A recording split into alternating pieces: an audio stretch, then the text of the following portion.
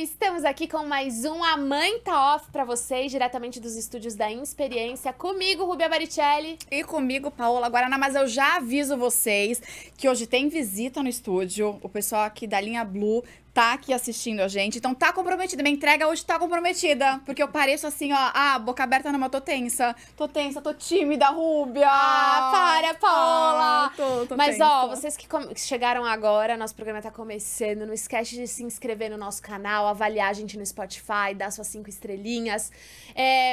No final a gente fala pra compartilhar e comentar. Vamos ver qual assunto que teremos hoje, porque hoje a gente tá com uma amiga minha de anos. Mas peraí que temos meta. Temos meta. O pessoal da produção aqui prometeu prêmios pra gente se a gente bater 10 mil inscrições aqui no canal. Vai ganhar bombom, Esdras. Não, vamos melhorar esse prêmio, né, gente? Pelo amor de Deus. Mas então, ó, se inscreve no nosso canal, ajuda a gente a bater essa meta de inscritos. E isso é importante pra gente, porque se você gosta do nosso conteúdo, isso ajuda a entrega do nosso conteúdo. Então, também, e sem contar que a gente tem mais um monte de outros vídeos aqui, então, se você, depois que assistir esse aqui, quiser assistir mais, tem mais de 60 episódios com muito conteúdo legal, muita convidada legal. Então, assim, ó, maratona a gente que você não vai se arrepender. Agradecer também a Renko Produções, que tem o nosso telão aqui no estúdio, que deixa o nosso estúdio mais lindo, maravilhoso. E como a Rubia diz, para os interessados, tem descrição aqui no vídeo aqui embaixo. Então apertem ver mais, que tem o link deles, tem o contato deles. Então, para quem se interessar, segue aqui. E nosso patrocinador oficial aqui do programa, a linha Blue, é completa, a gente ama, sempre tá falando deles aqui pra vocês, né? sempre. E hoje, gente, eu acabei de descobrir que eu acho que só o Lucas foi na escola hoje, da turma dele. Todo o resto faltou. Juro, tô até com dó. Ai, Tô te falando, mentira! acabei de descobrir no grupo do WhatsApp que eu acho que só o Lucas tá na escola.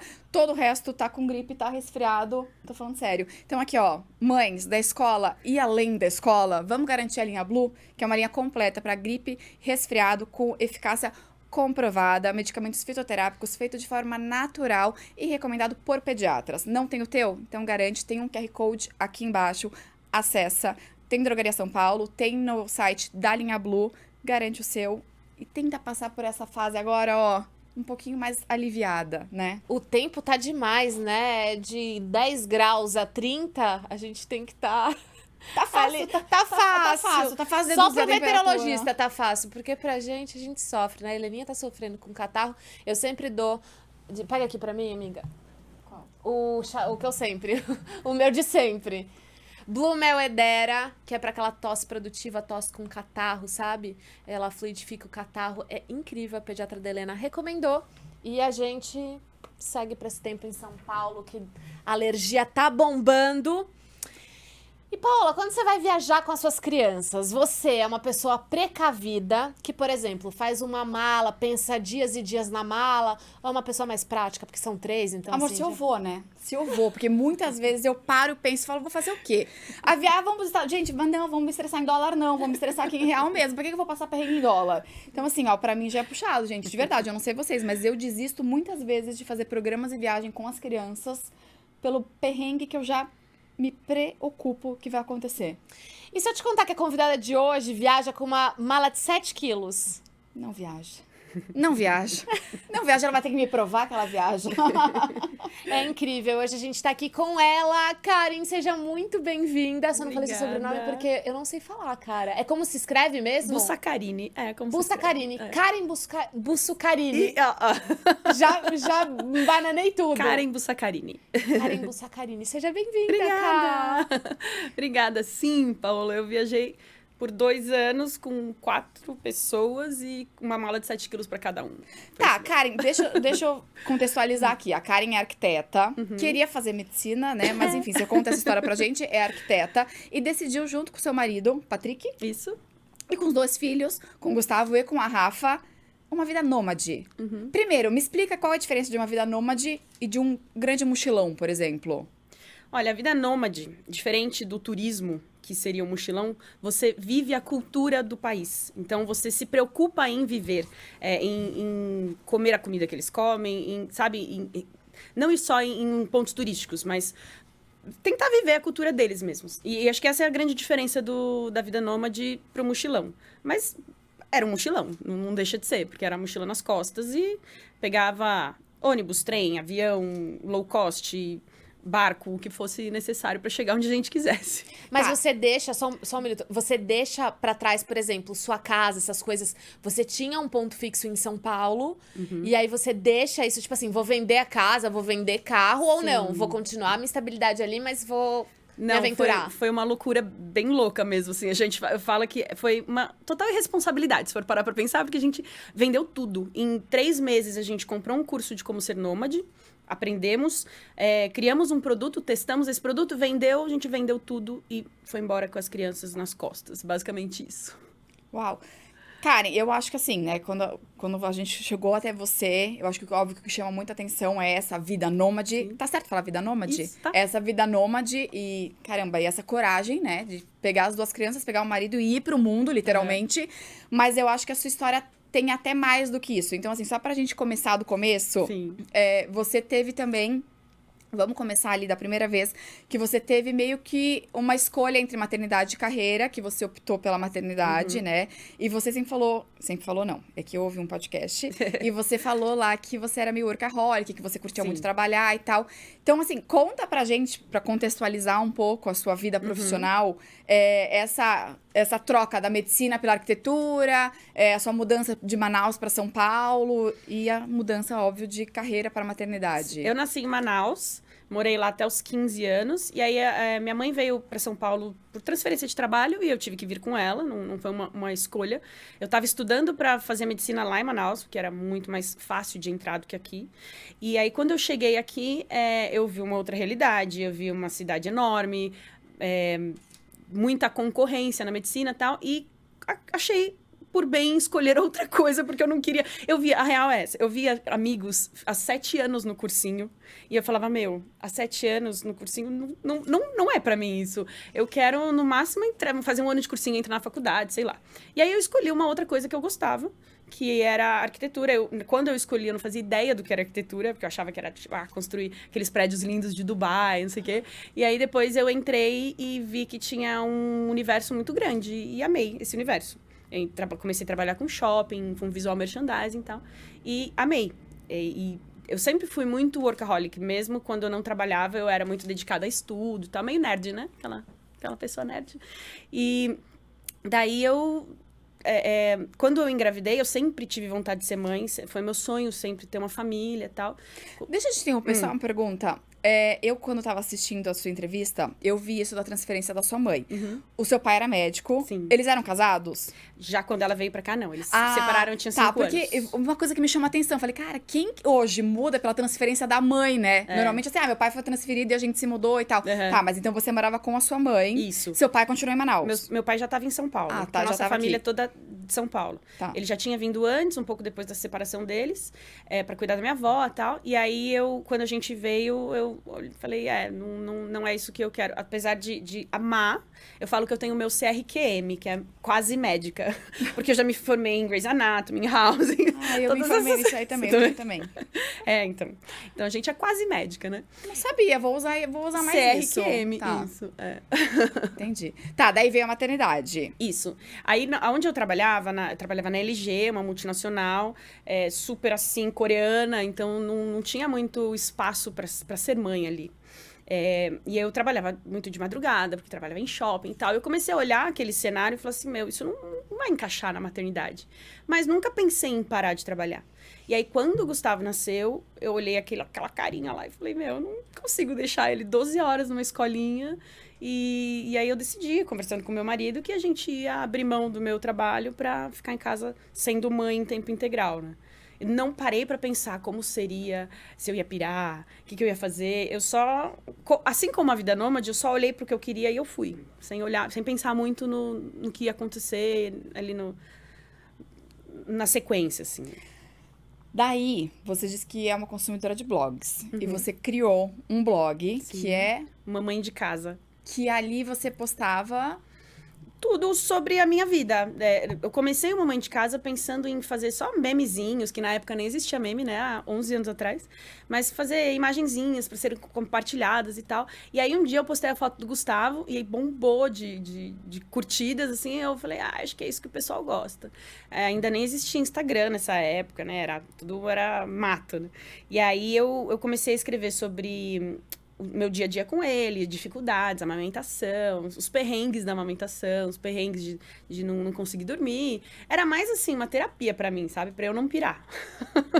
Porque ficar o dia inteiro, né? Ali na função da casa, da criança e tal, é um negócio que não rende, você fica louca. Então, eu comecei a escrever mais como um diário pra mim, assim. E aí foi crescendo, organicamente foi crescendo, as pessoas foram gostando, porque acho que naquela época eram só as mães perfeitas, né? As mães que não davam danoninho, as mães que estavam sempre com os filhos lindos e impecáveis e tal. E aí começou a engrenar, assim. A humanizar a parada, né? Eu lembro que quando eu compartilhava, e eu fiquei pensando, eu tava refletindo sobre isso essa semana, a gente começou mais ou menos juntas. Que ano você começou?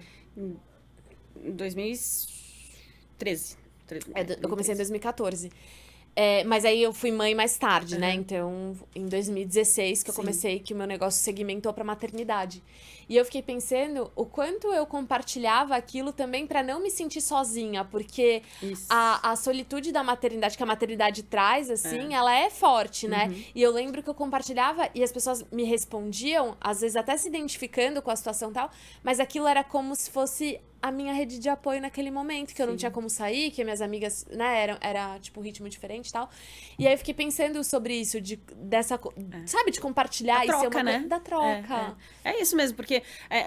e você acaba juntando mães ali num grupo, né, de pessoas que têm os filhos da mesma idade. Então, você tá sofrendo com desmame, você tá sofrendo com o dente, e tá todo mundo sofrendo junto, né? Então, você acabava compartilhando ali e era mesmo uma rede de apoio, né, das amigas. E foi bem a transformação, né? Porque nessa época o que rolava era isso, da parada perfeita, da campanha de amamentação perfeito, com a pessoa com o cabelo lindo, maquiada, amamentando.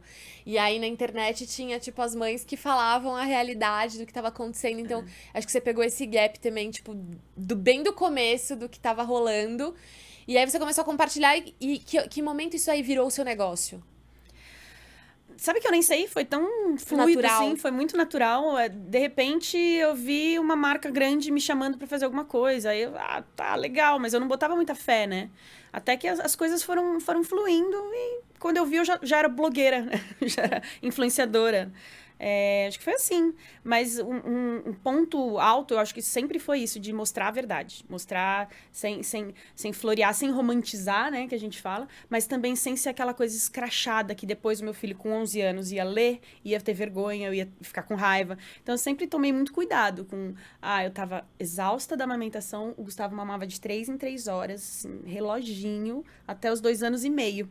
Então eu não tinha uma noite de sono inteira. E aí eu tava chateada, às vezes eu tentei desmamar ele pulou do berço, caiu de cabeça. Foi a única vez que eu tentei desmamar com aquelas técnicas maravilhosas de deixar o bebê chorando lá 3 minutos, daí você volta, daí você, né, sai de novo e tal. Antes de dar 3 minutos, ele já deu um jump ali do berço e nunca mais eu tentei desmamar. Falei, bom, vai ser quando ele quiser.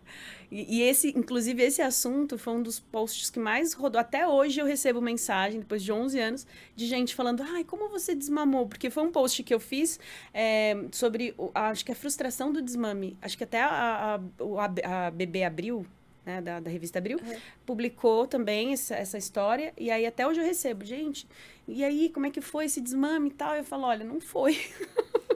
Porque eu desmamei ele quando eu engravidei da Rafa, que eu acho que o leite mudou de sabor, não sei, né? E aí ele desmamou sozinho. Da noite pro dia, ele, não quero mais esse leite.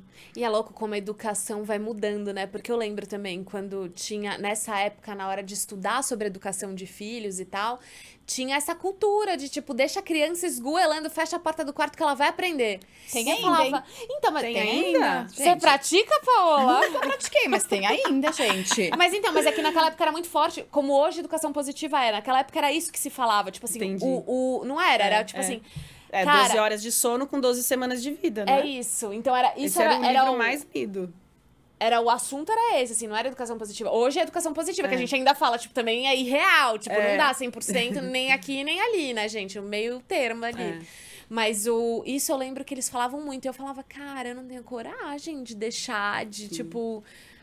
Que loucura isso. E como vai mudando, mas eu só trouxe uma observação aqui no meio da conversa, porque eu achei interessante esse negócio de como vai mudando a sociedade, a maneira como a gente pensa, como vai evoluindo, porque aquilo era uma verdade pra época. E hoje a gente já fala, cara, tipo, não, isso não é legal. A criança precisa se sentir acolhida pra desenvolver habilidades pro futuro, né? E tinha muita pressão, né? A gente tentava ser perfeita dentro do que a gente tinha de conhecimento ali. Então, que tipo de introdução alimentar você vai fazer? Papinha? Não, mas não pode amassar, não pode bater. BLW. Ah, mas o bebê engasga, não engasga. Ah, mas come bem, não come. Então, você tava ali naquele meio, assim, de um monte de regras e de mães perfeitas. A gente já não tem mais filhos tão pequenos, então... Eu ia dizer isso, gente. Eu tenho a Júlia de 3 ainda. Eu acho que vocês... Porque tem isso aí. Continua.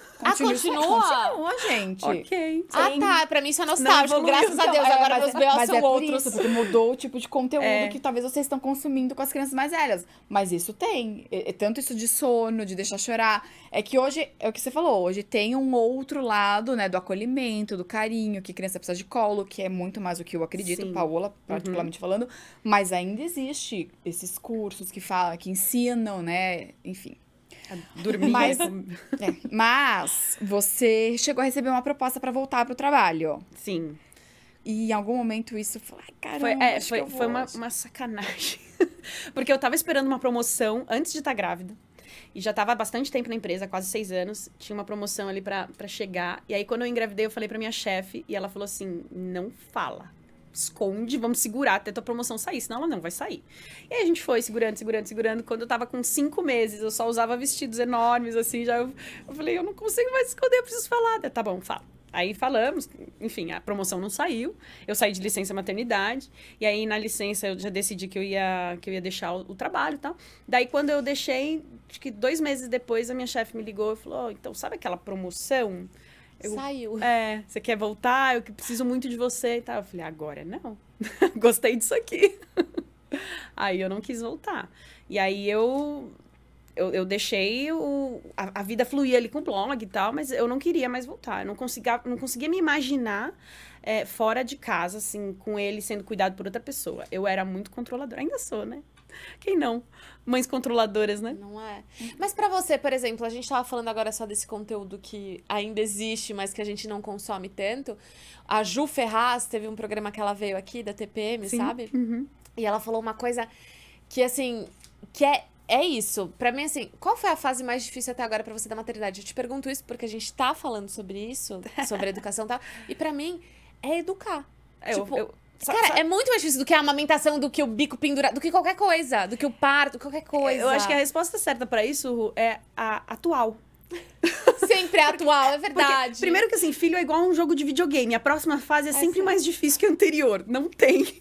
Não tem como, né? Mas a atual, porque a gente esquece também o que viveu, né? Ah, o bico caindo, sangrando, a noite de sono. A gente esquece. E aí, mas a educação, com certeza, acho que é a mais difícil. Eu amei o puerpério. Amei. Não tive baby blues, não tive nada, assim. A gravidez foi tranquila, não? Eu odiei ficar grávida. Eu tive todos os sintomas, eu vomitei todos os dias. Das duas?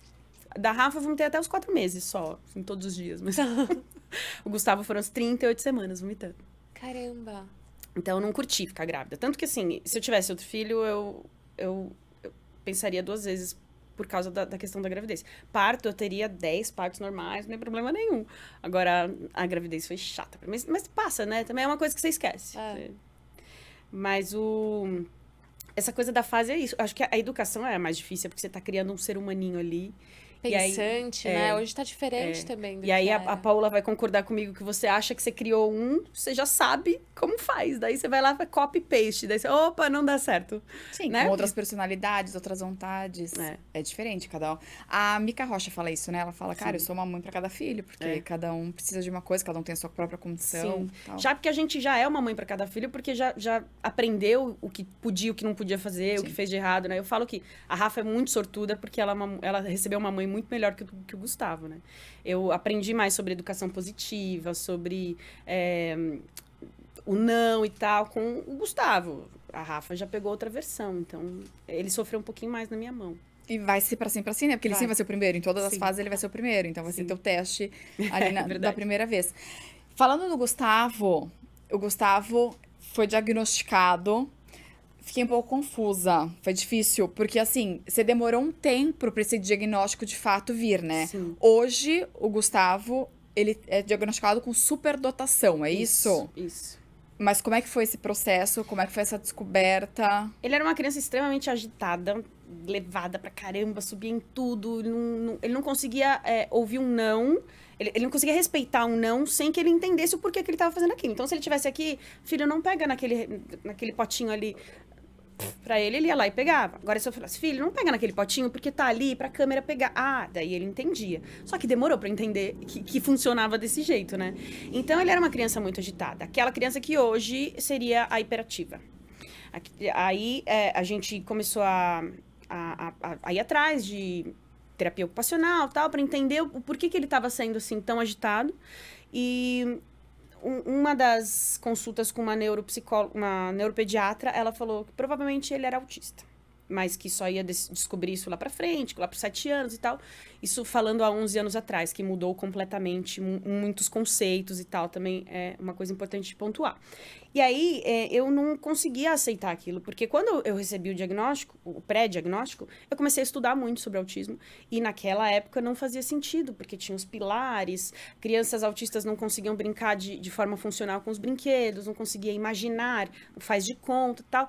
E aí eu olhava tudo aquilo e falava, mas ele não é, ele tem alguma coisa e eu não sei o que é.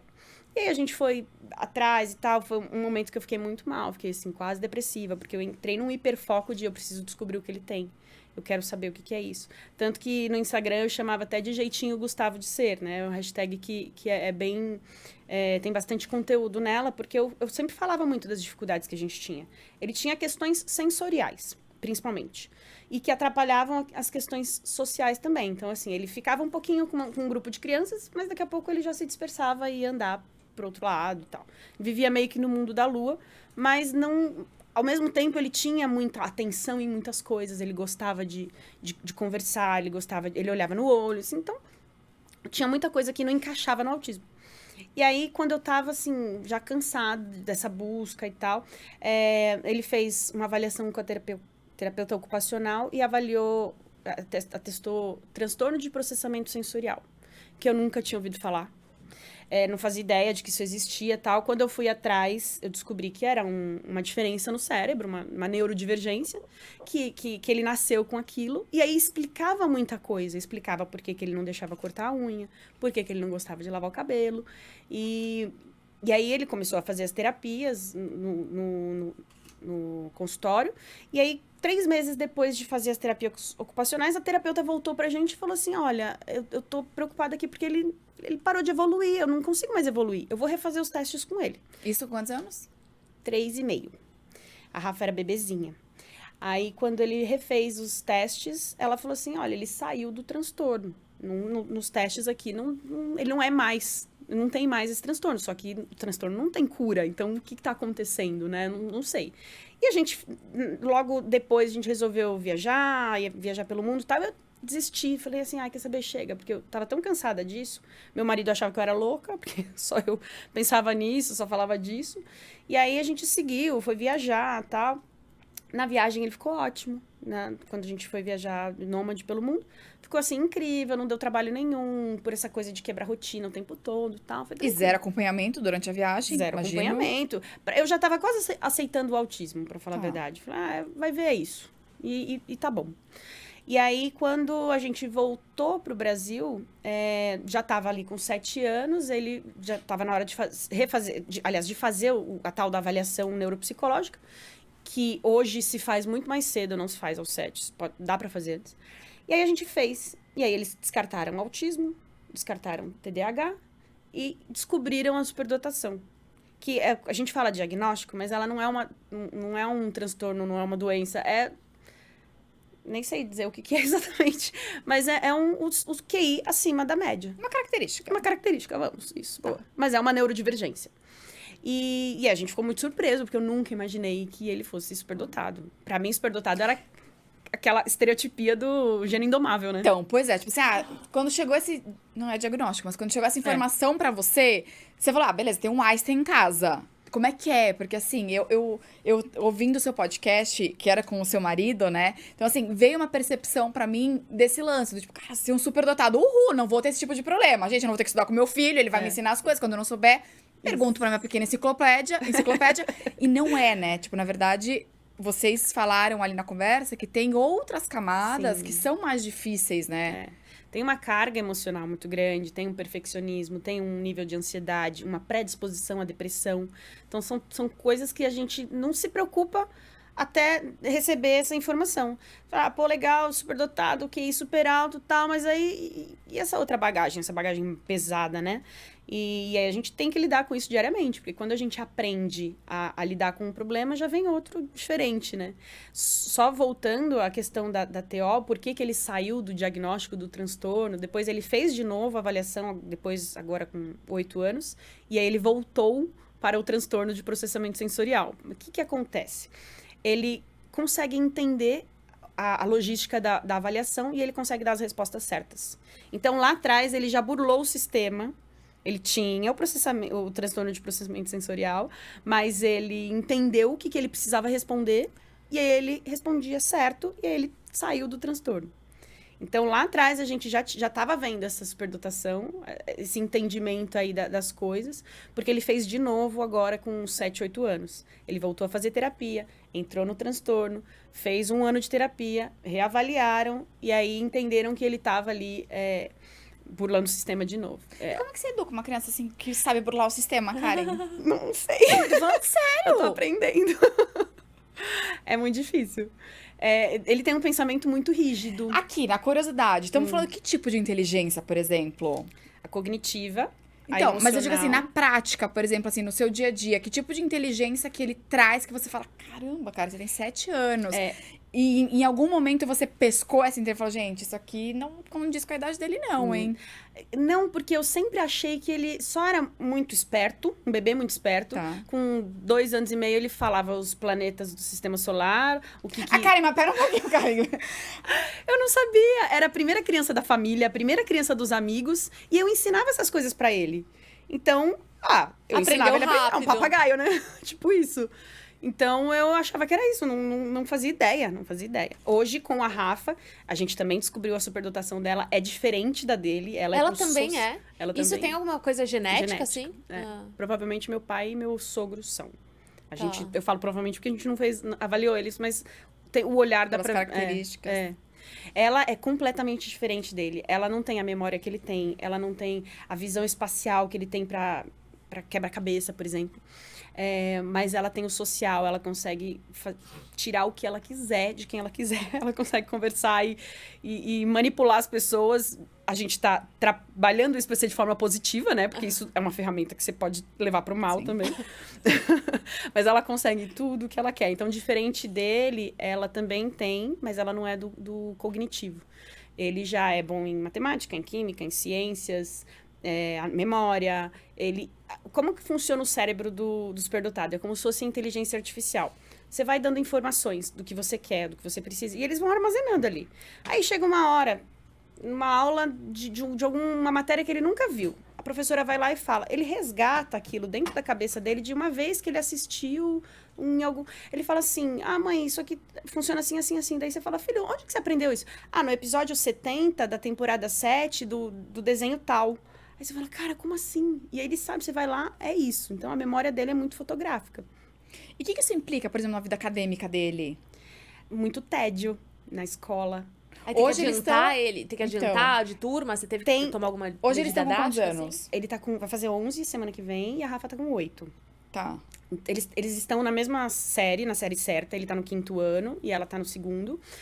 Tem a questão de adiantar, mas ele é muito imaturo emocionalmente. Ele é o cara que chora ainda na sala do 5º ano, então ele é um bebezão. Às vezes ele perde a borracha, ele fica nervoso, ansioso e chega a ter uma crise de ansiedade ali, só por causa de uma borracha. Então, mudar ele de turma e mais pra frente na série não é uma coisa boa pra ele hoje.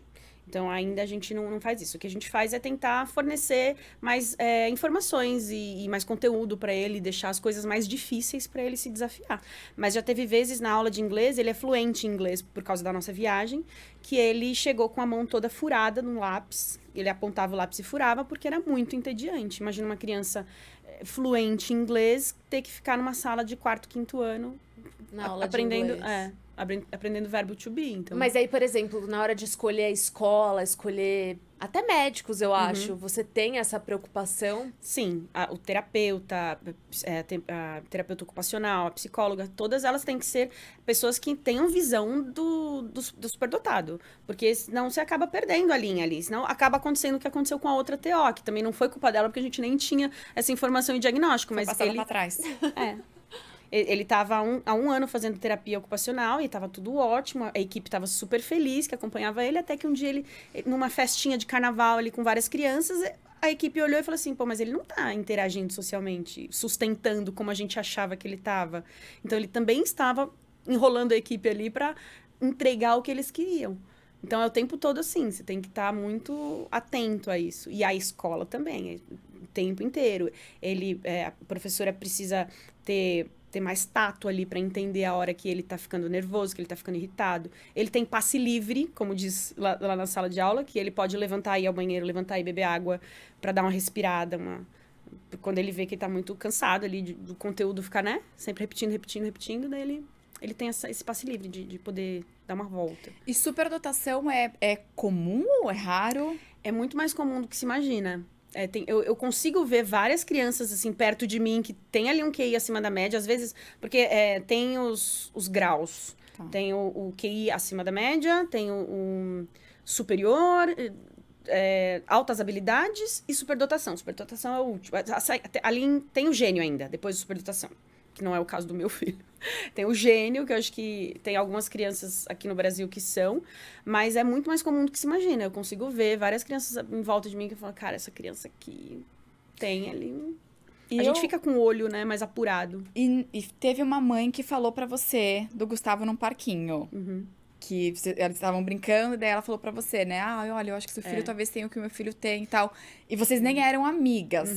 Como é que foi, tipo, esse approach dela, assim, pra você? Tipo, cara, mas eu nem te conheço direito. Foi muito... Eu falo que foi de Deus, assim, porque foi ela que despertou o nosso olhar. Porque até então ela era uma criança agitada e que não se encaixava muito no padrão das crianças. Mas eu nunca liguei muito pra isso. E aí ela chegou e falou assim, olha, meu filho tem transtorno de processamento sensorial. Você já foi ver o que é isso?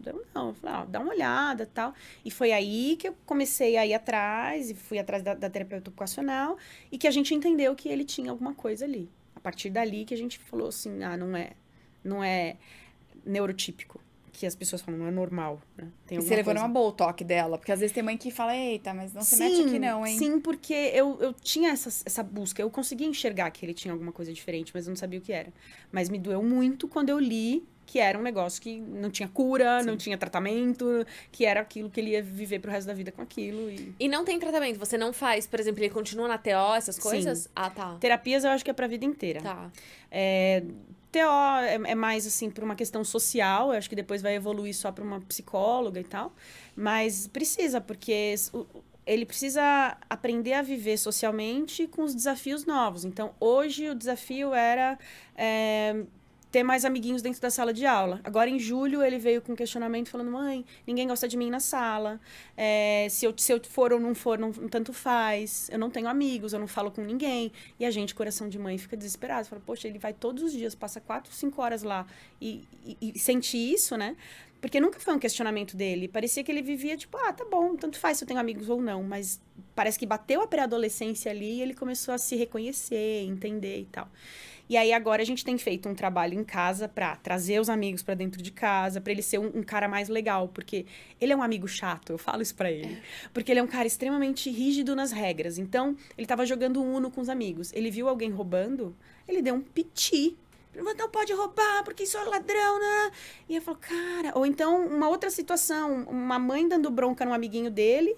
Se você fizer tal coisa, vai ficar de castigo. Aí, daqui a pouco ele... você tá fazendo tal coisa, sua mãe vai te pôr de castigo. Eu falo, filho, não cabe a você ser o juiz, o cara, né? Então, ele não tem essa noção, esse feeling, sabe? Isso falta nele. O que sobra na Rafa, falta nele. E aí ele precisa aprender esse jogo do social, né? Do dia a dia. Então, a gente tem feito esse trabalho em casa, para ele ser um amigo mais legal, um amigo mais bacana. Então, trazer os amigos para dentro de casa. Proporcionar momentos e situações em que os amigos olham e falam assim, pô, ele é legal. Apesar de tais coisas, ele é legal. Porque ele é um menino muito especial, assim, muito bonzinho, muito querido, gosta de ajudar. Mas ele tem essas questões de que falta muito. Ele não tem a malícia, ele não consegue entender piada. Então, que tem muito do autismo, né? Quando as pessoas escutam eu falando, pô, isso tem muito do autismo também. Mas não... As outras coisas acabam não fechando o diagnóstico. Então, mas é muito parecido, sim. E deixa eu te perguntar uma coisa. O seu marido, geralmente, pelas experiências aqui do podcast, de ouvir tantas experiências de mães, o seu marido, na hora que você... A gente sempre tem esse olhar, né? Eu acho que esse... Cara, uma sensação, não sei, é um negócio que a gente sabe. É feeling, né? É feeling, é o feeling mesmo. O seu marido, ele tinha isso também? Tipo, ele queria saber, ou ele queria mais por você? Tipo assim, deixa eu deixar ela calma. Ele não queria nem por mim. Não. Ele só não falou nada porque ele fez... Quer ser feliz ou ter razão, né? Então deixa ela. Mas ele não achava que não tinha nada, que era coisa da minha cabeça, que eu tava vendo pelo em ovo. Até que quando a gente descobriu que tinha um nome, né, do transtorno de processamento sensorial. Aí comecei a ler pra ele, tá vendo isso aqui? Daí ele, faz sentido. Aí não teve como negar, entendeu? E aí quando a evolução dele foi muito boa na TO, 3, 4 meses, daí ele falou, tá, realmente tem alguma coisa aí. E aí ele aceitou e hoje ele é parceirão em relação a isso. E quando você vê, por exemplo, outras crianças, tava falando que tem característica, você fala ou você fica quieta? Você fala pras mães? De algum jeito eu falo, dou um jeito, assim, às vezes não no primeiro momento. Se é uma pessoa que eu tô no parquinho, às vezes não, né? Sim. Mas às vezes quando eu não tenho afinidade, assim, alguma coisa pra falar pra pessoa, eu falo dele. Não, porque ele faz isso, porque ele aquilo. O Gustavo faz isso também. E aí e deixo a pessoa pensando. Então, já teve casais que, assim, eles não queriam saber, não, ele só é diferente e tal. E aí, depois de uns 2 meses, veio falar com meu marido, a gente passou por psicóloga e tal, e tá fechando o diagnóstico. Porque é muito importante para crianças se reconhecer, saber o que ela tem, que tem um nome, que tem uma comunidade de pessoas que são iguais a ela, porque isso eu acho que é a pior parte, assim, dele não se reconhecer. Ele fala às vezes, ele fala, mãe, eu queria muito ser normal, eu queria ser igual aos meus amigos. E aí a gente mostra pra ele, filho, tem outras crianças, tá vendo? Sabe fulano de tal? Ele também é superdotado. Ele conseguiu, ele é mais velho que você, olha só o que ele faz, tal. Então, isso, é mostrar pra ele que ele tem lugar no mundo, tem pessoas iguais a ele, pra gerar esse reconhecimento, né? O caminho com a Rafa foi bem mais curto. Foi. E, na verdade, foi ela que pediu pra fazer. Ela falou, mãe, eu quero saber se eu tenho também, o que eu sou e tal, por que meu irmão faz terapia? Eu não faço. E eu falava assim, filha, todo mundo precisa fazer terapia. Um dia você vai precisar, independente, né, da idade, de diagnóstico. Mas a gente já tinha desconfiança, depois de aprender bastante sobre superdotação, entender que existem outros lugares na superdotação, e a gente via muito ela naquele lugar dela ali, se chama social, enfim. Sócio-criativo, é isso. Ela é muito criativa e fala pra caramba. É de menina também, né? Eu queria muito colocar a Helene e ela, porque, cara, elas são muito parecidas. Meu muito, Deus. muito, muito. Assim, o gênio, muito parecido. A gente precisa marcar esse momento. Vamos. E elas estão agora numa fase meio de pré-adolescência, assim, um gostinho, Sim. Uma sinopse, assim, sabe? Um trailer de como vai ser a adolescência. E daí eu fico pensando, eu converso com a Paola disso, e eu falo, como é diferente menino e menina? Você sente isso quando o seu tinha a idade dela agora? Sim, a gente esquece um pouco dos detalhes, né? Tá. Mas o menino é muito mais carinhoso. Não sei se você sente isso já com os teus... Vou falar de signo aqui, gente. Tô me botando aqui pra falar de signo. Vamos falar. Podemos, Ruga. Podemos. O meu mais velho é canceriano, gente. Ai, então, a minha assim... filha. É a emoção em pessoa. Ai, gente, o Matheus é... Um drama, né? Nossa, o Matheus... céus. Então, ele é carinhoso, ele é meloso. Será que é signo, então? Porque minha filha é Ares, então tá tudo explicado, a gente explicou. Pronto. Viu? Você sabe que eu não me ligava muito em signo, até que a Rafa nasceu. E eu olhava e falava, gente, tem alguma coisa de errado com essa criança, não é possível. Cara, tudo é um drama, Eu sou Capricórnio com ascendente em Capricórnio, então eu só penso em trabalho e dinheiro. E eu sou muito prática, muito fria. Daí ela vinha com o desenho, mamãe, rasgou a pontinha. A vontade era de falar, ai, tá bom, desenha outro. Daí eu pegava, vamos pôr um adesivo, filha, pra ficar bonito. É muito difícil. Ela é que signo? Ela é câncer. Câncer. Então, tá é desculpado. muito... A Júlia e o Lucas são leão. Gente, é um câncer, um leão. E pronto. A Júlia é leão total. A Júlia é leão É dona da porra É toda. mesmo? toda. A Júlia e o Gente, a Lucas. Júlia é o A máximo. Júlia é dona da porra toda. A Júlia tem 18 anos e manda naquela casa, manda em todo mundo. E acha que é o máximo. Viu? Acabou. Então, tá decidido, é signo. Signo, pronto. A gente vai... gente, a gente tem que arianas são colocar, a gente difíceis. precisa dessas coisas, né? Eu fico pensando isso até, tipo, em relação a mulher e homem. Porque a gente tem uma cognição diferente, isso é... Assim, Sim. não tem como falar que não, sabe? Eu acho, assim, tipo, pelo menos na minha experiência, tá? Porque eu também não vamos abranger pra mais famílias. A minha dinâmica familiar, pô, eu vejo que meu marido é isso. Às vezes, a gente precisa de rótulos, a gente precisa de...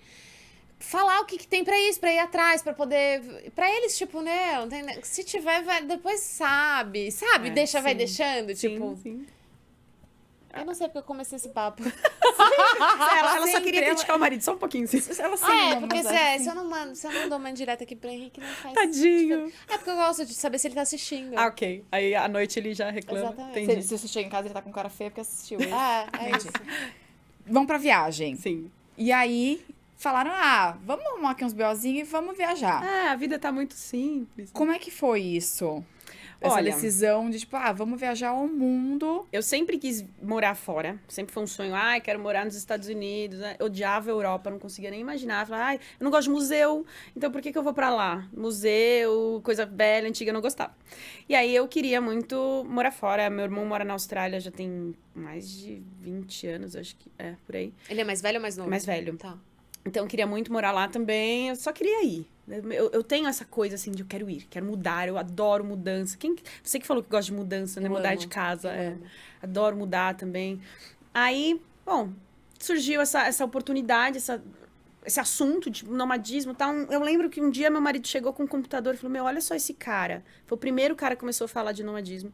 Olha só isso. Aí a gente começou a assistir, eu falei, cara, gostei disso. Porque ele ensinava você a viver viajando, gastando pouco. Então, ficando em hospedagens de baixo custo, viajando baixo custo, fazendo, enfim, várias ferramentas que você conseguisse viabilizar aquilo. Só que nunca ninguém fez aquilo em família. Pelo menos eu não conhecia. Eu conhecia, assim, a família da Nalu pelo mundo, mas aí era toda uma estrutura, né, de canal atrás e tal. E aí a gente falou, vamos testar. Meu marido, ele trabalha com marketing digital há muitos anos, desde que começou aí o e-commerce. E aí a gente testou uma mentoria para marketing digital, tal, deu certo, vendeu pra caramba aqui no Brasil e a gente vendeu tudo, literalmente, e fomos embora. Vendeu casa, vendeu carro, A gente vendeu morava tudo. de aluguel. Tá. A gente devolveu, mas vendemos carro, vendemos... Olha, para não dizer que não saímos sem nada, eu tinha uma caixa de arquivo com tudo que era de importante para minha vida ali. Foto de nascimento, pulseirinha da maternidade, essas coisinhas, assim, a faixa da capoeira de quando o Gustavo fez com 2 anos. Só isso, só tinha isso, mais nada. E aí a gente foi. Foi com uma mochilinha desse tamanho aqui, com brinquedo, assim, bem pequenininha, com brinquedos Polly, Hot Wheels, tal, para as crianças, cada um tinha uma. E nós com uma mochila nas costas, eu e meu marido, e mais 2 de rodinha, porque a gente tinha que pensar na logística, né? Uma mão era para criança, a outra era para mala, né? E a nossa primeira ideia era ir para a Austrália, começar de lá. Meu sobrinho tinha acabado de nascer, então a gente já aproveita o útil ao agradável e tal. E aí a gente foi pra lá, ficamos lá 5 meses. Nesse período a gente morou na Nova Zelândia também, com um motorhome.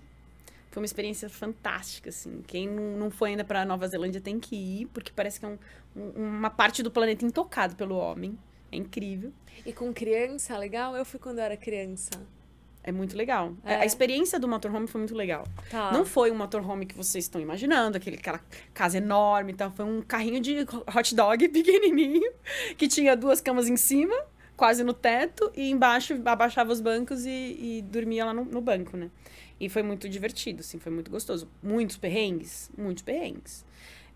Na Nova Zelândia, a gente pegou terremoto, vulcão, enchente, todas as catástrofes em um mês. Aquele vulcão da ilha White Island, tinha até uns brasileiros lá. Foi bem quando a gente tava lá. A gente tava bem ali, por ali pela região, né?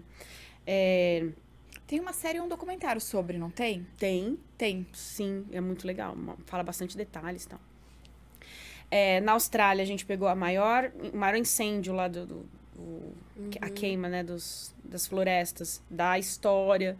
Então, a gente foi pegando. Aí, depois que saiu, a gente foi pra Tailândia. 5 dias depois que tava na Tailândia, a gente pegou o Covid. Umas catástrofes. Basicamente. Ah, mas pera um pouquinho. Aí, como é que planeja, por exemplo, assim? Vocês iam... Tá, o motorhome, vocês ficavam no motorhome. Vocês Sim. estavam hospedados ali no motorhome mesmo. Viajando. A gente não parou, né? A gente viajou as 2 ilhas todos os dias. Os 30 dias, quase 30 dias de Nova Zelândia, a gente passou viajando. A gente não parou nenhum dia.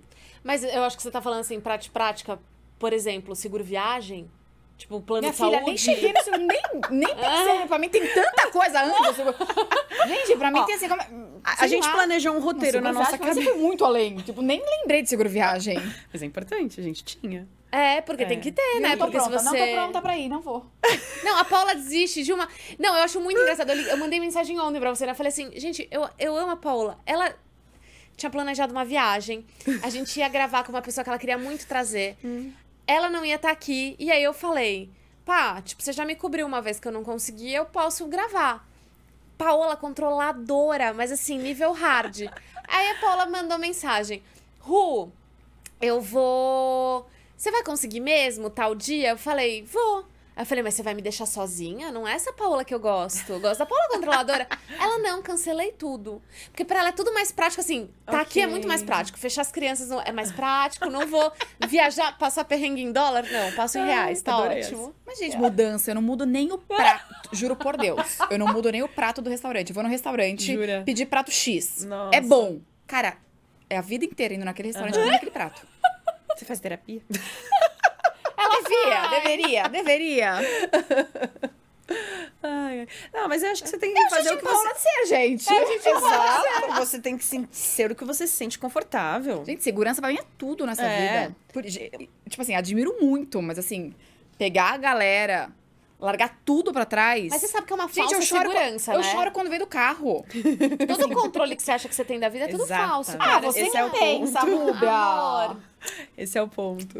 não queria te contar isso agora, nesse momento. É claro que assim, se você estiver no meio do nada, né, chorando em dólar ou em libra, quem sabe, em euro, vai ser mais, né, mais descontrolado ali. Porque aqui você ainda corre pro pai, corre pra mãe, né? Lá a gente não tinha muito controle disso, a gente tava pra gente. Mas uma coisa que ajudou muito nós 4 como família, porque isso uniu demais a gente. Essas dificuldades que a gente tinha, fosse assim, eu fiz um roteiro pra chegar até tal lugar na Nova Zelândia. Ah, caiu a estrada no meio do caminho, não vou poder fazer esse roteiro. Então a gente tinha que repensar. Todas essas coisinhas pequenas ou grandes uniram muito a gente como família. As crianças tiveram um senso de responsabilidade muito grande de papai e mamãe, eu e meu irmão, eu e minha irmã. E nós, como um casal também. Ficou, assim, uma união muito forte. Que eu acho que é a experiência que as pessoas acabam tendo quando vão morar fora. Não tem a rede de apoio e tal, né? Acaba sentindo um pouco isso. A gente sentiu, tipo, 100 vezes mais, porque era tudo muito constante. A gente mudava de país a cada 30 dias, praticamente. Sim, nem mal criava vínculo no país, né? É. Você mal tinha ali, conseguia entender a comida que eles comiam e tal, e já mudava de novo. Mudava a moeda, mudava o idioma, mudava o fuso horário, o clima. A gente foi da Tailândia, a gente ficou 5 meses presos na Tailândia por causa da pandemia, que foi também um caso à parte lá, porque a pandemia lá foi uma loucura, assim, morreram só, sei lá, 50 pessoas, nem isso talvez, foi muito controlado. Mas porque foi muito controlado. Então, assim, eles passavam nas casas medindo a febre das pessoas, a temperatura das pessoas, e colavam um adesivo dizendo que estava tudo bem ali, de tempos em tempos. Se você espirrasse fora de casa, eles pegavam você, levavam você para o hospital, faziam os exames, até que desse negativo, devolviam você. Então, foi uma loucura, assim. E foi lá que vocês pegaram? Não, a gente pegou aqui só bem depois. Ah, tá. Quando você disse pegaram a fase. A fase, Tá. isso, Porque eu tinha entendido também que você não, tinha... você falou pegaram pego Covid, eu Não, achei que tinham pego. Tá. A gente pegou aqui já a Ômicron, bem mais tranquilo e tal. Mas lá era uma pressão muito grande, porque assim, a gente ia no mercado. Aí tinha que se paramentar todo. Ficava naquela coisa, 2 crianças, como é que faz? Não toca nisso, tira a mão da boca, não sei o quê, álcool gel e tal. E aí a gente voltava pra casa, daí eu já começava a sentir uns calafrios. Eu peguei, eu tô aqui, eu tô com dor de cabeça, não tô sentindo cheiro, já começava aquela loucura, né? Aquela ansiedade. E não pegamos, graças a Deus, mas foi uma loucura muito grande, assim. E a gente ficou 5 meses presos na Tailândia até que as fronteiras abrissem.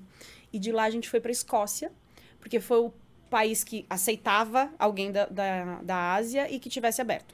Então, depois da pandemia, antes a gente tinha um roteiro. A gente saiu do Brasil, ia pra Austrália, da Austrália, Nova Zelândia. A gente queria chegar no Japão.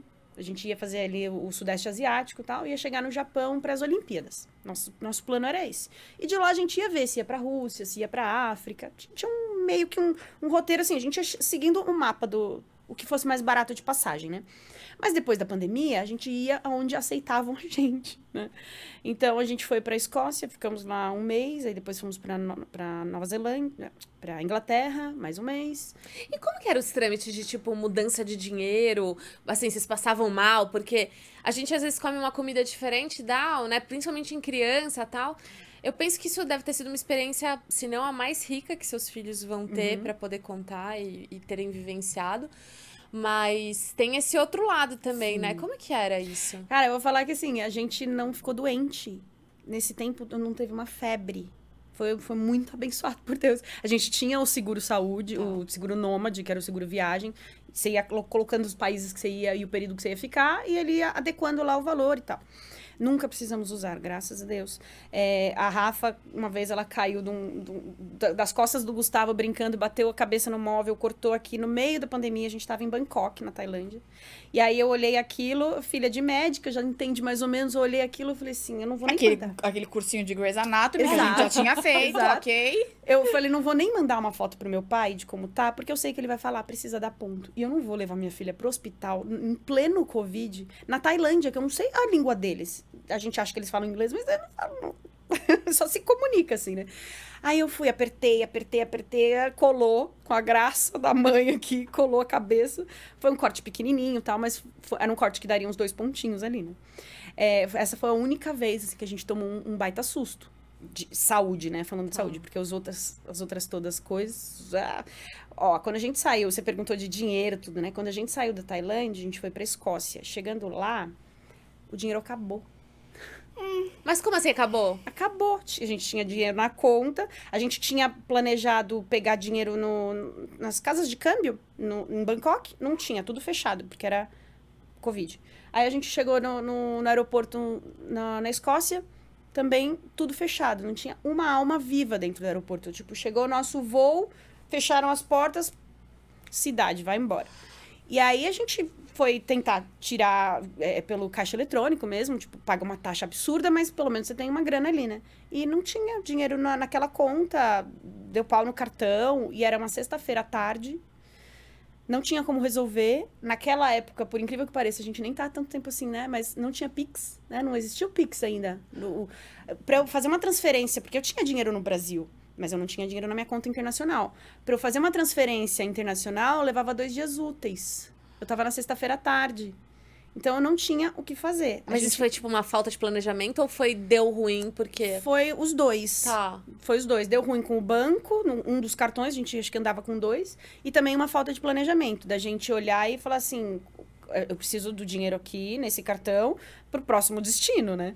Então, a gente chegou no aeroporto, não tinha dinheiro. O Airbnb estava pago 2 dias. De lá do Airbnb, a gente ia para uma fazenda nas Highlands, lá da Escócia. Lá onde foi gravado aquela série, Outlanders. Exatamente lá, em Inverness. E a gente ia passar 1 mês nessa fazenda trabalhando lá. Mas até chegar lá, eu precisava de dinheiro para comer, para comprar um chip de celular, pro trem para chegar até lá, e eu não tinha isso.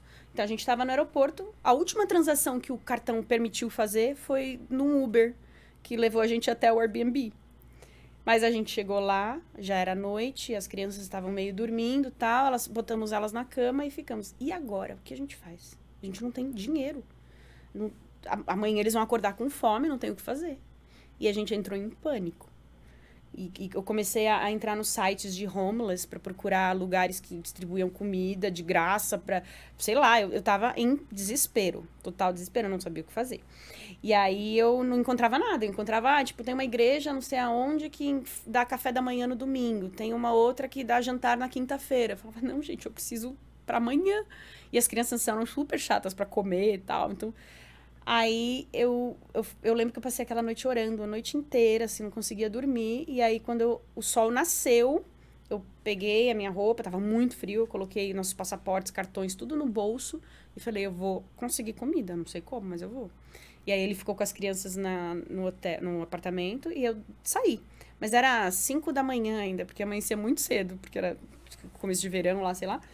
Aí não tinha ninguém na rua, eu andava, não tinha ninguém. Aí começava a aparecer uma pessoa andando com um cachorro, outra fazendo Cooper, não sei o quê, e eu tentava falar e eu tinha vergonha, Cara, eu nunca passei por aquela situação na vida. Eu sempre tive uma vida muito boa, graças a Deus, né? Nunca me faltou nada.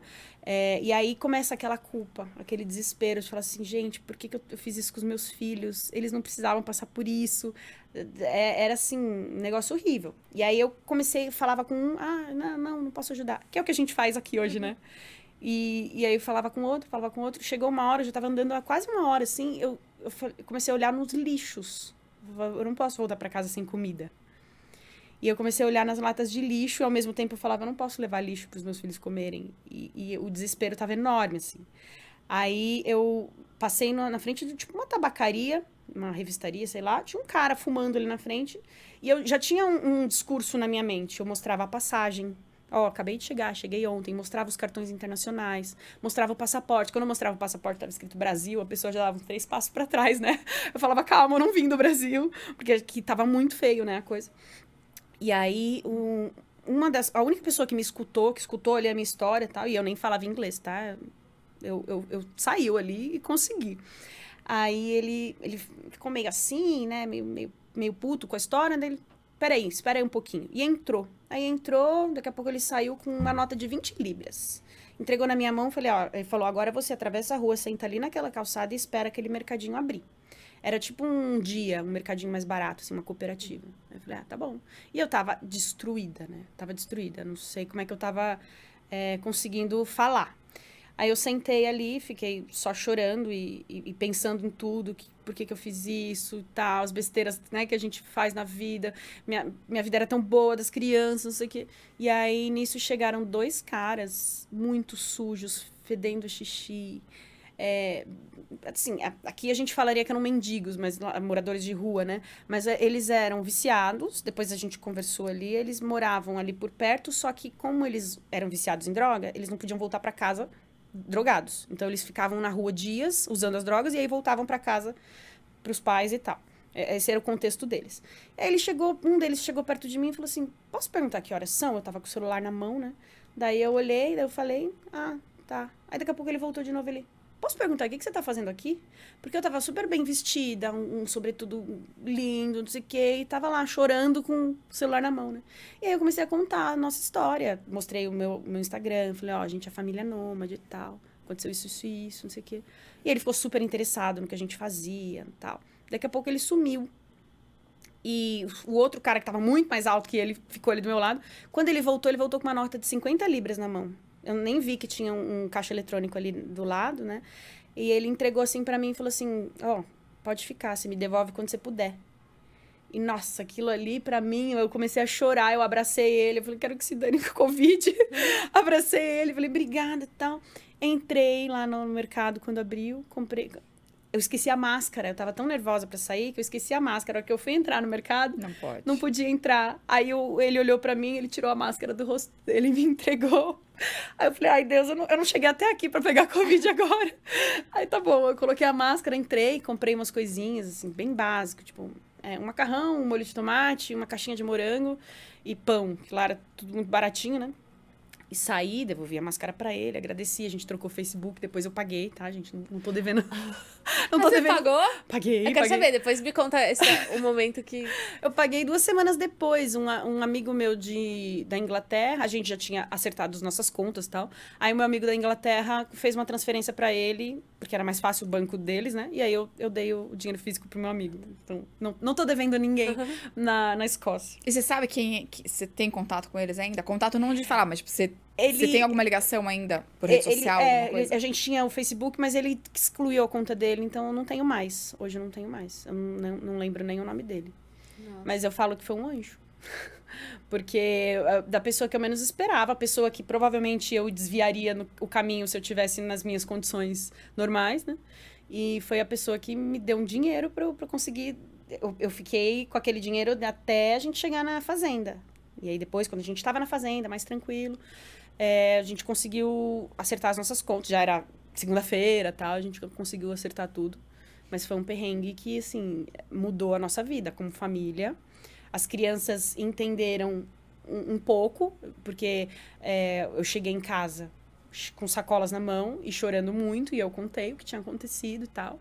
E elas entenderam e mudou muito a nossa vida como família, porque, assim, eu me despi de todo o meu orgulho. Se eu tinha algum ali, acabou. Hoje, uma promessa que eu fiz depois daquilo é que eu não falo não pra mais ninguém. Se eu não tiver, eu dou um jeito, eu faço um pix, eu saio pra comprar, mas eu não consigo mais falar não, porque eu já vivi naquela situação, né? Eu tive que olhar o lixo, e eu olhava ali um hambúrguer comido lá, sei lá quanto tempo tava ali, e eu pensava, eu vou levar isso. Então foi bem tenso, assim. Agora, como é que era, por exemplo, um dia? Tipo, uma rotina. Qual que era a rotina de vocês? A gente tinha 2 tipos de rotina. Enquanto a gente estava em trânsito, viajando de um lugar para o outro, aí a gente não tinha escola, não fazia o homeschooling, que a gente fez também durante todo esse período. Mas daí, quando a gente parava, a gente tinha, assim, o nosso tempo de fazer homeschooling. Aí a gente tirava o atraso daqueles dias que estava em trânsito ali. Porque quando a gente chegava num lugar novo, a gente também queria turistar, né? Então, a gente ficava uns dias turistando, tipo, curtia a vida. E aí, depois voltava a trabalhar. Então, sentava, porque a gente tinha uma agência, a gente montou uma agência no meio do caminho, lá na Tailândia. Então, a gente tinha os nossos clientes, tinha que atender. A gente trabalhava durante o dia na Tailândia e fazia reunião à noite, 10, 11 da noite, que no Brasil era dia, né? Então, enquanto a gente estava em trânsito, era assim.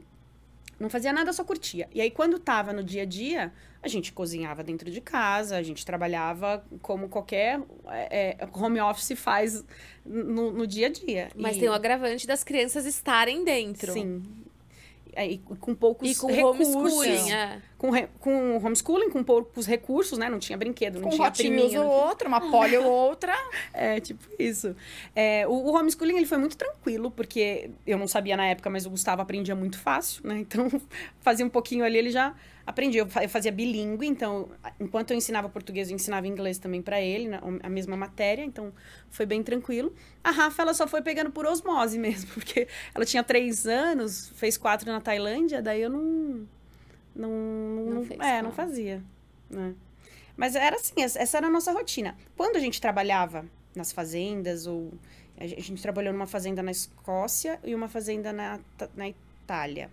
E aí na Tailândia a gente fez o house sitting, que é quando a família vai viajar, a gente cuida da casa. A gente fica lá, dormindo na casa das pessoas e cuidando dos animais. Na Tailândia a gente cuidou de galinha, de peixe, de gato, de passarinho. Em troca de hospedagem Em também. troca de hospedagem. Aí, nesse caso, só não tem alimentação. Quando você vai trabalhar nas fazendas, daí eles dão a alimentação também. Então, na Escócia, a gente ficou num chalezinho, dividindo com um britânico lá, um senhor. Tinha um quarto pra gente, um quarto grande, todo estruturado. E é muito legal, porque envolve muito afeto nessa troca toda. Gente boa, britânico? Sim, super. Foi aí que o Gustavo aprendeu inglês, porque ele conversava muito. Meu marido, ele trabalhava praticamente só cortando lenha com esse britânico na fazenda, e eu cuidava da horta, do galinheiro, tal, e as crianças sempre em volta de mim, comigo ali. Então, brincavam na natureza, soltas. Não tinha tablet, não tinha celular, não tinha internet, era isso.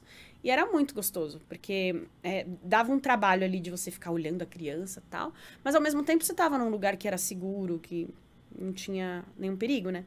Então, tinha uma troca de afeto muito grande. A house sitting, a host lá Escócia, ela fez um chalezinho pra gente. A filha dela fez uns copinhos personalizados com a letra dos nossos filhos. Tinha brinquedinho das filhas de quando eram pequenas, que ela fez ali, fazia a nossa caminha. Então, sabe, tem um amor envolvido nisso. Não é só, tipo, vou lá, como sua comida, trabalho na sua fazenda e vou embora. Então, E como é que é? Tipo, você acha na internet isso? Você precisa pesquisar na sites, internet? tem As pessoas que sites disponibilizam como esse se fossem redes serviço. sociais. Você tem eu tô falando fazenda porque foi o que a gente fez, Tá. mas você pode ter um hotel na Toscana. E você precisa de alguém para limpar os quartos, ou enfim, alguém de marketing, porque tem todo tipo de serviço lá dentro. Tipo, você é advogado, eu tô precisando de alguém, ou um fotógrafo. Tem muitos fotógrafos que viajam pelo mundo assim. Tipo, vão ficando nas hospedagens em troca de fazer conteúdo para esses lugares, né? E é normal, inclusive, aceitar, por exemplo, família. Porque, uma pessoa, um profissional, eu acho que até É ok. mais difícil. Pois é, mas daí, tô indo eu e a minha galera. É mais difícil, hospedagem é mais difícil. Eu recebi muito não, mas quando eu recebi um sim, eu corria pra lá. Porque, por exemplo, nessa da Escócia, tinham me dito sim. Aí, quando a gente já tinha pago passagem, não sei o quê, quando tava quase indo, o dono da fazenda falou assim, sua filha é muito pequena, vocês vão ficar na parte de cima do chalé e tal, e tem escada, é uma escada perigosa e tal, então vocês não vão poder vir. E aí eu falei, moço, eu já comprei a passagem, já tava tudo certo e tal. Daí a gente conversou, não sei o que, negociou. Ele, não, tá bom, vou deixar vocês irem. Mas ele era bombeiro, então tem uma responsabilidade ali de, essa criança, né? Teve uma chácara que não quis aceitar a gente porque tinha um lago que não era fechado. E aí eu tinha criança pequena, então se acontecer alguma coisa, é responsabilidade deles. Então, é muito mais difícil se você for em família. Quando você vai em casal, é bem tranquilo. Porque aí você tem 2 pessoas para trabalhar. E isso tudo você foi ajeitando conforme o andar da viagem. Tipo, vocês não saíram daqui com tudo... Não. Tanto que quando a gente estava na Tailândia, a gente ia ficar num hotel por 3 meses, um resort, trabalhando com recreação infantil. A gente ia ser os tios, né? E aí ia ser ótimo, porque tava com as crianças e tudo. Mas aí teve a pandemia. E a gente não conseguiu chegar até lá, o hotel fechou também e tal. Então, a gente ia angariando ali os contatos conforme fosse chegando. Mas eu mandava várias mensagens, já tinha mais ou menos a previsão de quando a gente ia estar em tal lugar e ia encaixando nos nossos planos. Assim. E a volta? Vocês foram com prazo de volta? Ou chegou Não. lá e falou, cansamos, vamos voltar? Não, mas aí nesse meio tempo teve um agravante que só foi uma pandemia mundial. Aí acho que muda a rota também, sim, né? Sim, total. A gente tinha pensado em fazer Japão, China, Ásia ali, né? E aí não deu pra fazer. Quando a gente tava na Itália, veio a segunda onda da pandemia. E a gente ficou com muito medo de ficar lá. Porque a primeira onda foi muito feia, muito ruim e tal. E aí a gente já tinha planos de vir pro Brasil pra passar férias aqui com os avós, tudo. Daí a gente decidiu vir, mas sabia que provavelmente não ia conseguir voltar. Porque não tava saindo, né? O brasileiro não ia pra lugar nenhum. E aí, quando a gente veio, a gente ficou 6 meses ainda trabalhando com as nossas coisas, lançando curso, vendendo mentoria na internet e tal. Daí a gente olhou e falou assim, cara, a gente não vai sair daqui tão cedo. E aí, meu marido conseguiu o emprego de volta dele, que ele já fazia antes de sair. Aí eu já continuei fluindo ali na minha agência de marketing digital, tá? E a gente foi ficando. Aí coloca a criança na escola, porque as aulas voltaram presenciais, aí você vai criando tua vida, né? Agora as crianças estão em terapia, tá? Então hoje a gente não pensa em sair. Mas se batesse a porta, eu falar, tô pronta, pode me levar. Mesmo com todos os perrengues que a gente passou. Acho que agora a gente tem mais conhecimento, a gente planejaria um pouco mais, né? Sempre um dinheirinho no bolso, né? Em Exato, espécie. Exato. E aí, quando vocês voltam pra você criar essa base, fazer uma base mesmo, como foi? Assim, tipo, vou morar no bairro que eu morava, vou... Isso é um ponto muito importante, porque a gente chegou com uma mão na frente e outra atrás. A gente não tinha nada, né? E a gente tinha uma ideia que a gente não queria morar em apartamento, em cidade, porque, cara, depois que o mundo é teu quintal, você não aceita mais uma varanda como né, tua janela pro mundo. E aí a gente foi morar perto da minha sogra, que é na Igreja Viana, ali tem muito verde e tal. Mas, assim, a gente chegou com uma mão na frente e outra atrás, literalmente. Então, a gente alugou uma casa, dormia no chão, com o colchão no chão, não tinha sofá, não tinha... A TV a gente comprou logo depois que mudou. Mas, assim, sentava no chão pra assistir TV e ficamos uns 3 meses até começar a chegar as coisas, começar a conseguir comprar e tal. Foi teve um trabalhinho aí de reconstrução, né? Mas eu acho que a coisa mais importante que a gente aprendeu na vida nômade é isso de ser leve, de viver leve. Porque quando você tá leve, você vai muito mais longe do que quando você tá ali com muita bagagem, muita coisa, né? Então, as crianças, elas aprenderam a viver com pouco. Hoje, meus filhos têm um chinelo, um par de tênis para ir pra escola, outro para sair, e 3, 4 blusas de frio, e é isso. A gente vive com muito menos hoje do que era antigamente. Antigamente eu tinha um armário cheio de sapato para os meus filhos, um armário cheio de sapato para mim. E hoje a gente aprendeu a viver com muito menos. Então, a gente conseguiu pegar um pouquinho da cultura de cada país que a gente foi. A Tailândia tem essa coisa de ser um país de terceiro mundo, de ter muita pobreza, mas ter uma riqueza muito grande cultural. As pessoas são felizes com o pouco que elas têm. O europeu, que a gente aprendeu com eles, eles viveram na guerra, então eles pode ter uma fazenda enorme com vários hectares lá, mas o cara tem um carrinho caindo aos pedaços ali, quebrando, mas que leva ele onde ele precisa ir. Você vai no mercado na Europa, não são aquelas family size gigantesca de pacote de coisa, tudo pequenininho, porque eles já acostumaram com aquilo, né? Diferente dos Estados Unidos.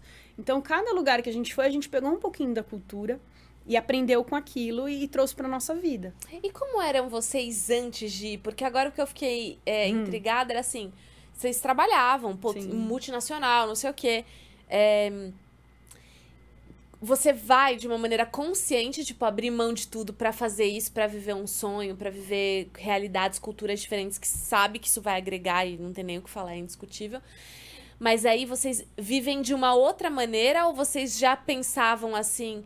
Eu não sei, tô falando isso porque eu mudei muito a minha relação com o financeiro mesmo. Antes eu era muito controladora, tava sempre, nossa, poupando, sempre não sei o quê. Aí vejo um momento que assim, putz, posso morrer amanhã, tô cagando, não aguento mais, cansada de ver financeiro de casa. Abro a mão, as coisas saem de controle, não sei o quê. E aí eu resgato um meio termo do tipo... Porque eu gosto... equilíbrio, né? E eu gosto dessa parada minimalista. Eu gosto... Eu odeio pedir coisa que eu não vou conseguir comer. Eu não... E isso é muito meu. Minha mãe fala, Rubia, pelo amor de Deus, eu falo, juro. Tipo, eu prefiro dividir um prato com a Helena, que eu tenho certeza que a gente vai comer tudo, do que deixar dois... Porque aquilo me entristece, tipo, real. E é isso, tipo, ter muita coisa, ter muita roupa. Eu não sei, eu sou compacta, sabe? Eu quero, tipo... Não sei explicar, mas eu queria saber de você pra... Não, a gente era meio normal, acho que como todo mundo é. Um monte de sapato, um monte de brinquedos. Eu nunca fui muito consumista de, quero comprar. Mas, cara, eu ia comprando, ia ficando, e aquele volume em casa, e aquele monte de roupa que já não me pertencia mais, mas estava ali. Então, isso mudou bastante, com certeza. A gente entendeu que você não precisa disso.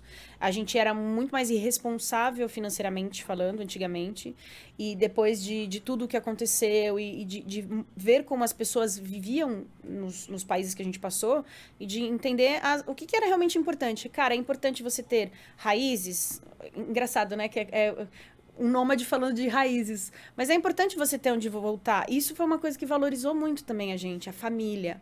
Cara, hoje a gente ama morar a 2 minutos da minha sogra.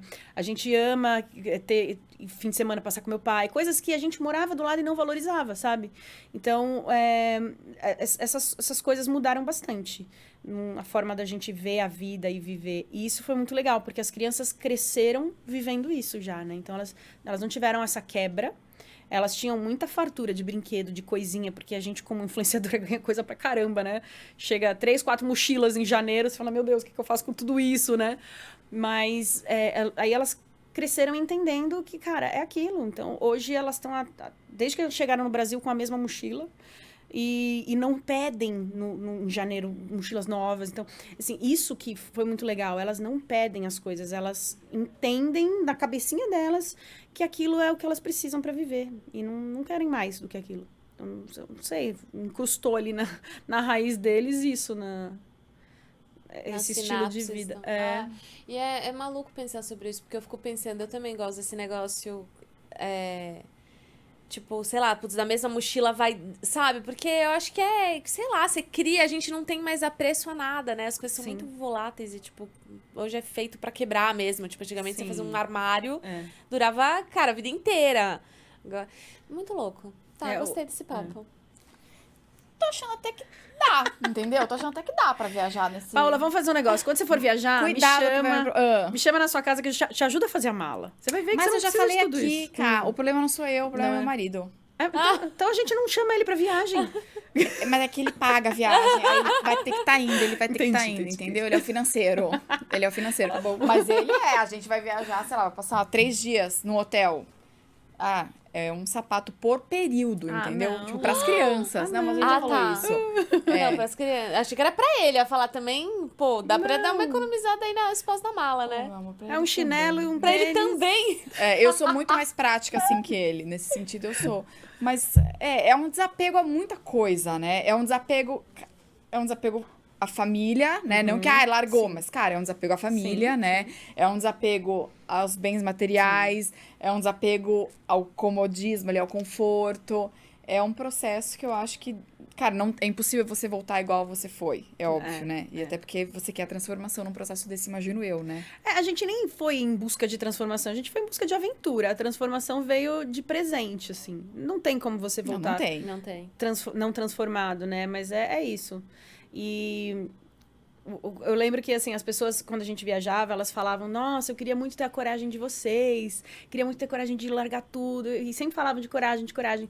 E aí eu falava assim, gente, mas ninguém disse que, assim, que eu não tô com medo, mas eu não tô deixando o medo me paralisar aí, né? Então, a gente foi com medo mesmo, aquela velha máxima, né? Você tá com medo? Vai com medo mesmo. E a gente foi com medo mesmo. Mas é coragem, né? A coragem não é a ausência do medo, né? A Exato. coragem é você ir com o medo. É A isso coragem aí. é... Desprendimento. Um dia eu trago aqui Não citações é? de carrossel, no outro dia eu trago aqui, ó, frases prontas com conceitos formados. Freudianos ou não. Acho que não. Também não vou tão longe assim, né? Não vou tão longe. Mas Gente, amei esse programa. Cá, muito obrigada por ter vindo, Eu que por ter agradeço. participado. E antes de encerrar, eu já vou pedir, se você gostou, não esquece de compartilhar, de comentar, de se inscrever no canal pra gente bater nossa meta de 10 mil inscritos. E, que mais? agradecer a equipe da Blue, né? Agradecer a equipe da Blue que assistiu esse episódio inteiro aqui com a gente. E a gente tem presente. Pois é, vamos ter que dar uma editada aqui, mas Não tá aqui tem. falando no meu ouvido, não esquece a caixa, não esquece. Mas cadê a caixa, pessoal? Esdras, oi, tudo bem? Tá me ouvindo? Cadê? O mas Esdras vai eu descer falei, na tem nave. presente O Esdras vem na aqui. nave, só um pouquinho. O Esdras tá chegando na nave espacial. Que show da Xuxa é esse? Esse é seu. Obrigada! Que lindo! Obrigada. Ah, então a gente também ganha presente? olha só. Pudera, muito obrigada. Obrigada. Pode abrir ou é Gente, surpresa? pode. Ai, que lindo. Ó, minha filha criativa vai amar isso aqui. Não, Máximo, eu amei. Olha, como é que mostra? Você melhor que eu, né? Abre e mostra, É, eu não sei como fazer que- isso. Aqui, ó, é um press kit que hoje tá toda a equipe, os nossos clientes da Blue aqui, tanto a agência como o cliente, eles vieram assistir o nosso programa ao vivo. E eles fizeram um press kit pra gente, com meinha, necessaire, um quadrinho aqui criativo pra gente poder explorar, as crianças poderem explorar, na verdade, mas... Ah, confesso que eu também vou fazer minha arte aqui. Então é isso, eu espero muito que você tenha gostado desse programa. Se você gostou, não esquece de clicar em gostei, se inscrever no canal, se estiver ouvindo a gente pelo Spotify, avaliar a gente, dar suas 5 estrelinhas. Até quinta que vem, às 8. Se Deus quiser, e ele há de querer. Da quinta-feira que vem. Eu amo, a Paula, ela é passiva-agressiva com nada mais, nada menos que Deus. Eu acho ótimo, inspirador. Mas eu sou esse humor ácido dela também, então eu me identifico. Se Deus quiser. E ele há de querer, eu vou estar aqui quinta-feira. É, exato. Vocês vão estar? Sim, eu vou estar.